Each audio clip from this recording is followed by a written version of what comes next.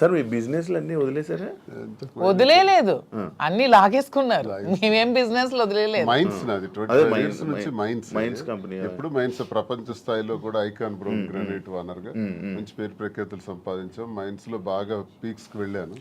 ఈ గవర్నమెంట్స్ లో గవర్నమెంట్ ఉంటే ఒకలాగా, లేకపోతే రిజల్ట్ రోజు ఈవినింగ్ లాగేసుకున్నారు. 4వ తారీఖు ఎన్నికల ఫలితాలు వచ్చాయంటే ఆ సాయంత్రం కల్లా నా మైన్ ఒక్కసారి కొట్టి పంపించేశారు. ఈ రోజు వరకు పర్మిట్స్ ఇవ్వట్లా. 61 కోట్లు లాస్ సడన్ గా గవర్నమెంట్ రావటం వల్ల కూటమి ప్రభుత్వంలో అచ్చెన్నాయుడు వీళ్ళు టార్గెట్ పెట్టారు. సరే ఇవన్నీ చేస్తుంటారు వాళ్ళు, భరిస్తుంది. శ్రీను గారు అంత మైనింగ్ కంపెనీలు అలాంటి పెద్ద పెద్ద బిజినెస్లు చేసిన మీరు రీసెంట్గా చీరలు బిజినెస్లోకి తీసుకొచ్చేసారని చెప్పి కామెంట్స్ తీసుకొచ్చి కామెంట్స్. దానికి బిజినెస్, సారీస్ బిజినెస్ కాదా? ఏదైనా బిజినెస్ ఏనండి, దానిలో కామెంట్ చేయడానికి ఏముంది? ఇప్పుడు శ్రీనివాస్ గారు ఎప్పుడు మైన్స్ బిజినెస్, తను ఫస్ట్ నుంచి కూడా పర్లాకిముడిలో వరల్డ్ ఫేమస్ మెటీరియల్ తను అక్కడ ఉంది. పర్లాకిముడిలో తను క్వారీ చేశారు. ఆ క్వారీని కూడా ఇలా లిటిగేషన్స్ పెట్టి కేసులు పెట్టేసి ఇతను ఓడిపోగానే వాళ్ళ పార్టీ రాగానే టీడీపీ హయాంలో క్లోజ్ చేసేసారు.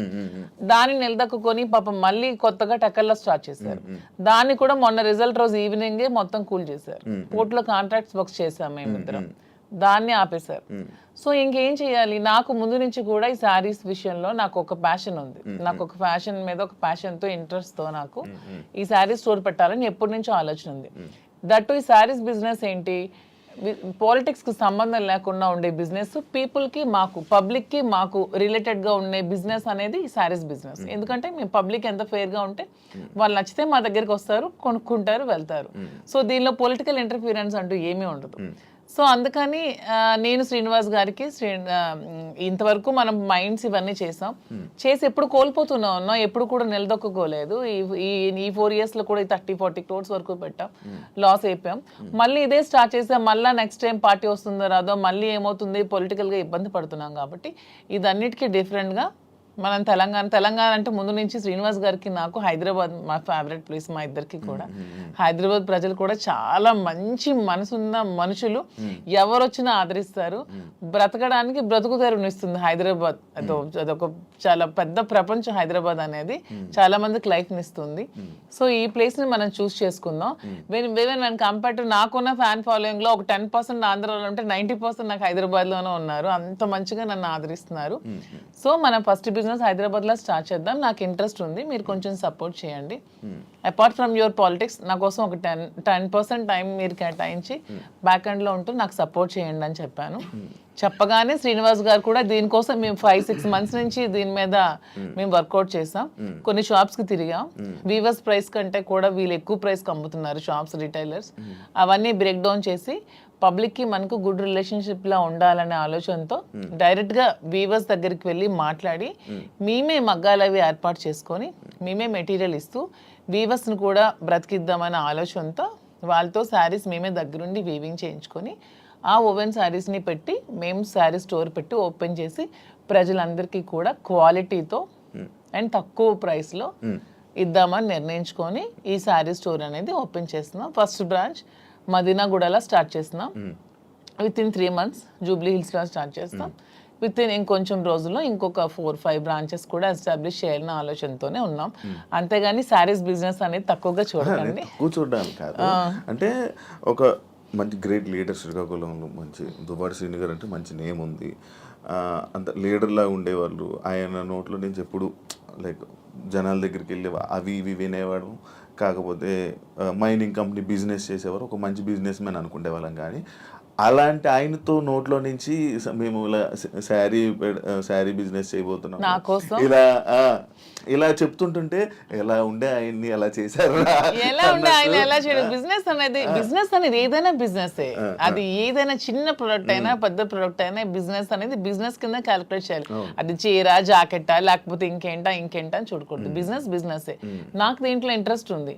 ఇంతవరకు మైండ్స్ లో అతనికి ఇంట్రెస్ట్ ఉంది, మైండ్స్ వల్ల కోల్పోయాం. సో నా ఇంట్రెస్ట్ ఒకసారి వచ్చి చూడండి, రండి చేద్దాం, మీకు తనకి ప్రజలే ఇష్టం, తనకి ప్రజాజీవితం ఇష్టం, ఇది కూడా ప్రజలకు లింకప్ అయ్యేది.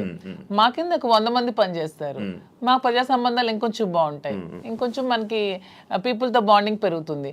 వాళ్ళు కూడా మనం తక్కువ ప్రైస్ కి ఇస్తే ఓకే, శ్రీనివాస్ గారు మాజీ దగ్గరికి వస్తే మనకు తక్కువ ప్రైస్ కి శారీ వస్తుందని గుడ్ విల్ మనకు వస్తే చాలు, కోట్లు సంపాదించాల్సిన అవసరం లేదనే ఉద్దేశంతో శారీ స్టోర్ ఓపెన్ చేస్తాం. ఓకే, అంటే ఈ బిజినెస్కి దువ్వాడ గారు 3-4 కోట్లు ఎంతో ఇచ్చారు, ఆయన డబ్బులు ఇచ్చి ఈ బిజినెస్ కోసం శ్రీనివాస్ గారు ఎవరేమనుకున్నా నాకు అనవసరం. శ్రీనివాస్ గారు అన్ని ఆస్తులు వానికి రాసిచ్చేసి వచ్చేసారు. With empty hands he came out. అక్కడి నుంచి మా లైఫ్ని మళ్ళీ మేము ప్రారంభించుకున్నాం. దీనికోసం మా పేరెంట్స్ ఇచ్చిన ప్రాపర్టీస్ మాత్రమే నేను సేల్ చేసి బిజినెస్లో పెడుతున్నాను. అలానే నాది వేరు శ్రీనివాస్ గారు వేరు అని మాకు లేదు. మీరు అడిగిన క్వశ్చన్కి ఆన్సర్ చెప్పాం. మా ఇద్దరు తన దగ్గర ఎన్ని కోట్లున్నా నాకు ఇస్తారు. ప్రెసెంట్ లేవు, లాగేసుకున్నారు అందరూ, ఉంటే నాకు ఇస్తారు ఖచ్చితంగా. సో నా దగ్గర ఉన్న ప్రతిదీ అతనిదే. మా ఇద్దరి మధ్యలో నీది నాది అనే తేడా లేదు. అయినా మా ఇద్దరు ఇప్పుడు మొగుడు పల్లాలి. మా ఇద్దరు నాదైనా ఒకటి అతనిదైనా ఒకటి, ఎవరికి సంబంధం లేదు. ఎవరు డబ్బులు పెడితే మీకేంటి ప్రాబ్లం? మీ బిజినెస్ చేస్తున్నావా, మంచి ప్రొడక్ట్ అందిస్తున్నావా అనేది మీరు చూడండి. డబ్బు గురించి ఆయనకి దగ్గర అయ్యారని కూడా టాక్. అది ఫేక్, అదే చెప్తున్నాను కదా. మీరు కావాలంటే అన్ని మొత్తం డాక్యుమెంట్స్ అవన్నీ వెనక్కి తీసుకోండి, ఆస్తులన్నీ రాసిచ్చి తను చెప్తున్నా 0 బ్యాంక్ బ్యాలెన్స్ తో వచ్చారు నా దగ్గరికి. అందుకే నేను అంటున్నాను, మా బంధం మీరు ఎన్ని కామెంట్ చేసుకున్నా మాది 100% ప్యూర్ లవ్. ఎందుకంటే నేను అతని నుంచి ఏది ఆశించలేదు, 1 రూపాయి ఆశించలేదు. అతను పదవిలో లేరు, నేను పదవిని ఆశించడానికి, అతను డబ్బులు లేవు, డబ్బు ఆశించడానికి. ఏమి ఆశించుకున్నా 100% అతని మనసు, అతని వ్యక్తిత్వం, అతని హానెస్టీ, అతని హంబుల్నెస్, ఇవే చూసి నేను ఇష్టపడ్డాను. దాంతోనే ఇప్పుడు కలిసి ఉన్నాం. అతని దగ్గర ఏ ఆస్తులు లేవు, అన్ని బాణీకి ఇచ్చేసి వచ్చేసాను. ఇటీవల కాలంలో ఒక 2 కోట్ల రూపాయలు విలువైన 2.5 కోట్ల విలువైనటువంటి ఒక అసెట్ విశాఖపట్నంలో అమ్మారు. అలాగే శ్రీకాకుళంలో కూడా కొన్ని ల్యాండ్స్ అమ్మారు. అమ్మి ఈ డబ్బులన్నీ కూడా అక్యుములేట్ చేసి ఈ బిజినెస్ లో మా ఫాదర్ నాకు ఇచ్చిన ప్రాపర్టీస్ అన్ని నేను ఇప్పుడు అమ్మేశాను. ఎప్పటి నుంచో మా ఫాదర్ నాకు ఇచ్చే 2009 నుంచి అవి నా పేరు మీద ఉన్నవి. ఇప్పుడు బిజినెస్ కోసం నేను అమ్మేసి మరి బిజినెస్ స్టార్ట్ చేశాను. అంటే మీరు స్టార్టింగ్ అంటే ఆయనకి పరిచయం అవ్వకముందు నుంచి, రాజకీయంలోకి రాకముందు నుంచి మీరు మేము ఫైనాన్షియల్ గా వెల్ సెటిల్డ్. మా ఫాదర్ వాళ్ళు వెల్ సెటిల్డ్, మా హస్బెండ్ వాళ్ళు కూడా వెల్ సెటిల్డ్. అన్ని వెల్ సెటిల్డ్ ఫ్యామిలీ ఫైనాన్షియల్ గా. మా ఫైనాన్షియల్ గా ప్రాబ్లమ్స్ కానీ ఏమి కూడా లేవు, ఎప్పుడు కూడా లేవు. వెల్ సెటిల్డ్ ఫ్యామిలీనే. ఇప్పుడు వీటి కోసం మేము ఆస్తులు అమ్మాల్సి వచ్చింది, లేకపోతే ఆస్తులు అమ్మాల్సిన అవసరం కూడా లేదు. ఎందుకంటే ఎలక్షన్ లో ఉన్న డబ్బులు కొంచెం ఉంటే అవి కూడా కోల్పోయాను.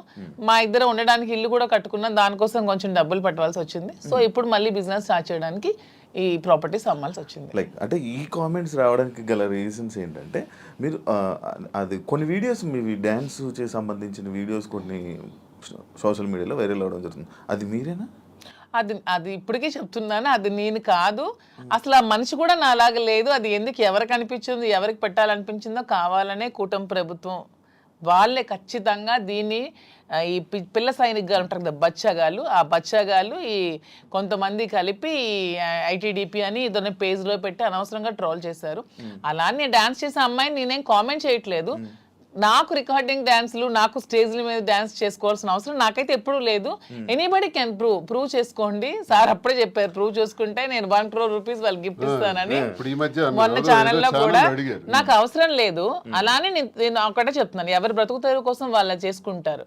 ఇదే డాన్స్ స్టేజ్ మీద పబ్లిక్ గా బట్టలు ఇప్పి చేస్తున్నారు, వాళ్ళేమో హీరోయిన్లు అంటున్నారు. స్టేజ్ మీద చేస్తే స్టేజ్ రికార్డింగ్ డాన్సులు అంటారు, నానా రకాల పేరు పడుతున్నారు. నేను ఎవరి అమ్మాయిని కామెంట్ చేయట్లేదు. నాకైతే మీరు వెళ్ళి మా ప్లేస్ లో ఎంక్వైరీ చేసుకోండి, నేను పుట్టిన ప్లేస్ లో, మా అత్తగారి ప్లేస్ లో. ఈ విమర్శలు చేసేవాళ్ళు ఎవరైనా ఆ అమ్మాయి మాధురి అని ప్రూవ్ చేస్తే 1 crore ఇస్తాం. ఒకవేళ వాళ్ళు ప్రూవ్ చేయలేకపోతే వాళ్ళు సరెండర్ అవుతామంటే అమ్మాయి ఎవరో కూడా మేమే తెచ్చి పెడతాం. ఎందుకు అమ్మాయిని బయటికి లాగాలి, పెళ్లి చేసుకుని హ్యాపీగా ఉంది కాబట్టి. మాకు అమ్మాయి తెలుసు, అది ఏ రికార్డింగ్ డాన్స్ ట్రూపో కూడా తెలుసు. కానీ అలాగ అమ్మాయినే మాధురి అని చూపించిన వాళ్ళకి నేను అంటున్నాను, 1 crore మీకు బహుమానం కింద ఇస్తాను, దయచేసి అది ప్రూవ్ చేయండి అంటున్నాను. అంటే చీప్ ట్రిక్స్ ప్లే చేయడం, ట్రోల్ చేసి ఎందుకు అలా ట్రోల్ చేయాల్సిన అవసరం ఏముందో నాకు అర్థం కాదు. అలా చేస్తే ఏమొస్తుంది? అంటే ఇప్పుడు మాధురికి నాకు మేము ఒక మనసుతో ఉన్నాం కదా, మరి అలా చేస్తే ఏమొస్తుంది మీకు? ఎవడా చేసేవాడు? రికార్డింగ్ డాన్స్ చేసే అమ్మాయిని పెళ్లి చేస్తూ, రికార్డింగ్ డాన్స్ అమ్మాయిని ఓవర్సీని పెళ్లి చేసుకుని నీకేంటి నొప్పి, పెట్టినోడికి ఏంటి నొప్పి? అలాగైతే మీరు డాన్స్ చేసి మీరే ఒప్పుకున్నట్టు. నేను కాదు కదా, నేను ఒప్పుకోవడానికి అమ్మాయి నేను కాదు. నేనైతే నిజంగా నేను ఒప్పుకుంటాను. I'm very bold and straight forward. నేను ఒప్పుకుంటాను. If it is me I will agree. నేనే అదా, నేను డాన్స్ చేసిన వీడియోస్ చాలా ఉన్నాయి, నేను పెట్టుకుంటున్నాను కదా. నేను చేసి నేనే పెట్టుకుంటాను. నేను అది కానప్పుడు నేను ఎలా ఒప్పుకుంటాను? అలానే అదే అంటున్నాను, ఒకవేళ డాన్స్ చేసిన అమ్మాయినే దువ్వాసం చేసుకుంటే మీకేంటి పెయిన్? ఆ అమ్మాయి మాత్రం ఆ అమ్మాయి కాదా, ఆడపిల్ల కాదా? ఎందుకు అంత ట్రోల్ చేయాల్సిన అవసరం ఏముంది, అంత నెగిటివిటీ స్ప్రెడ్ చేయాల్సిన అవసరం ఏముందని అడుగుతున్నాను నేను. ఒకవేళ ఆ అమ్మాయే మాధురి అని ప్రూవ్ చేయాలనుకుంటే 1 crore బహుమతి ఇస్తాం, తీసుకురండి అంటున్నాం. ఆ ఎవరైతే అరిచారో వాళ్ళకి. అంటే ఇప్పుడంటే ఏ జనరేషన్ వచ్చేసింది, ఫేసులు మార్పిడి ఇది ఇది. ఆ వీడియో చూస్తే అప్పుడు ఇప్పుడు 2003 2000 ఆమె వయసు ఎంత తెలుసు ఎంత? ఏమండి నాకు ఇప్పుడు 34 years అండి. 2000 అన్న ఏజ్ ఎంత ఉంటది? ఓకే, అదే ఆ వీడియో ఎప్పుడు ఉంటుంది? చాలా ఓల్డ్. నేను ఆ 2000 అన్న ఏజ్ ఎంత ఉంటుంది చెప్పండి?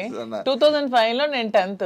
నాకు ఎంత ఏజ్ ఉంటుంది నాకు? అయితే 2010 11 అప్పుడు నేను ఎంత పిల్లని ఉంటాను, నా అమ్మాయి అంత డాన్స్ నాకు నేను ఎలా చేయగలను? కొంచెం నా పోనీ అట్లీస్ట్ నా చిన్నప్పుడు ఫోటోలు ఏవో చూపిస్తే మీకు తెలుస్తుంది. ఎప్పుడో మాదిరి చూపిస్తున్నారు కదా. అట్లీస్ట్ 2005 లో నేను 10th.